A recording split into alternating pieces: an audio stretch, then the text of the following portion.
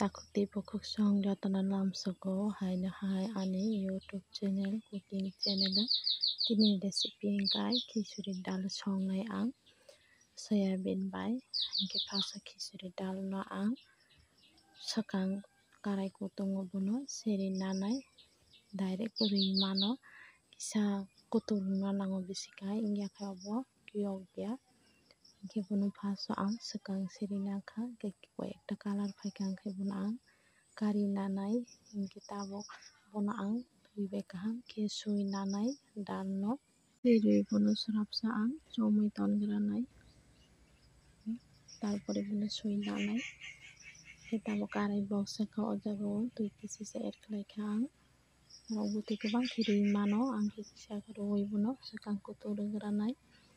kaham khe sapigui bwtui khibi nanai dal ni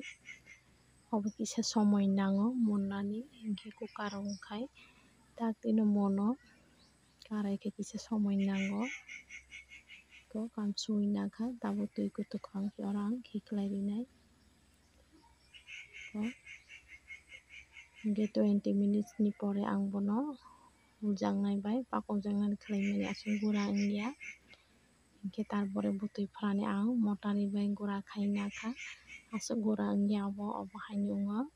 hingke gura chana wngkhai grand khe nai mano yakhe kisa somoi tonna nango kutung rwna nango bisi hingke ani ke asuk time khe aboni bagui ang bono dakti no kari rwkha wngkhai wngkha chode torok wngkha haifano asuk gura wngya obo kisa somoi nango gura khaina wngkhai hingke tabuk o jaga thok kichiso add khlaikha hingke moso kutui koi ekta rwkha hingke pachforon rwkha hingkhai oro jaga o ang kaisa bolai rimani abo wngkhe curry leaf abo kaisa rwkha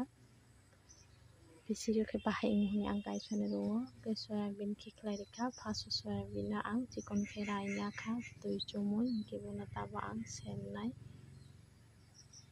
soyabean colour faikhai kisa munkha khai o jaga o ang dal no add khlai rinai dal rujak no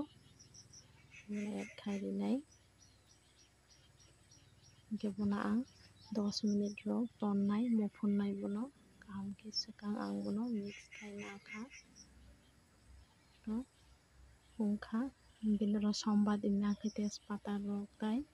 piyaj bobo rui mano rasun khe ghee kichisa add khai rwkha jara ghee chaya rok ghee rwya phano wng hingke bahai bo wngkha ani recipe chajakhe like share comment tai subscribe.